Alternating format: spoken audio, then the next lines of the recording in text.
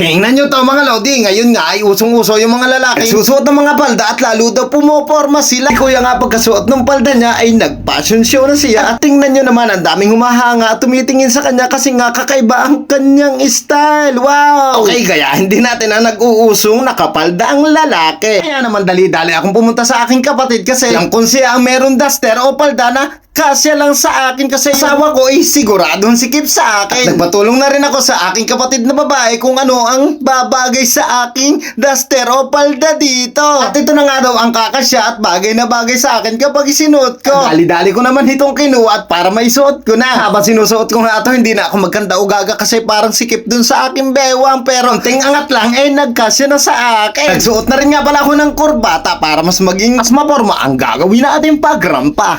Nagsuot din nga pala ako ng sapatos para mas maganda ang ating forma kasi ang sama namang tingnan kapag nakatsinelas tayo. Sino mga lodi at eto na nga ang style ng nakapalda. Ano sa palagay nyo? Forma nga ba?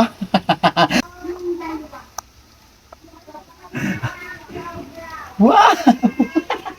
Anong style mga lodi? So tara, labas tayo. Titingnan natin magiging reaksyon ng mga tao. Okay? Sa paglabas ko nga sa karsada, nakita ko agad si Enay at hindi niya agad ako napansin. Pati nga si Kuya napatawa sa akin dito kasi napakastig daw ng aking pormahan. At tingnan niyo naman ang reaksyon ni Enay.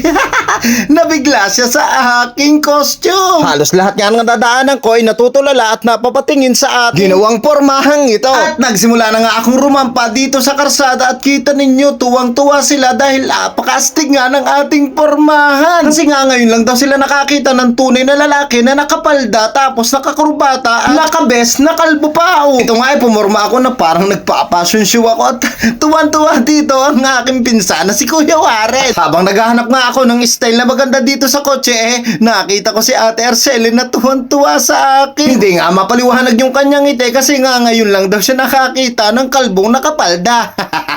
Habang naglalakad nga ako dito ay nakita ko ng isang tricycle driver at napatingin sa akin, tuwan-tuwa nga siya. Shoutout nga pala sa'yo, pinsan to. Pantong ito nga, tinawagan ako ng driver na si Jomer at itesting ko daw yung kanyang sunglasses kung babagay sa akin at gusto pa nga niya akong pahiramin at kinamayan pa nga ako dito na Kuya Silo. Sobrang astig nga pala ng ganitong pormahan kasi yung mga ka-tricycle driver ka na dumadaan napapalingon talaga sa akin katulad na lang nitong si Pinsan Ruel.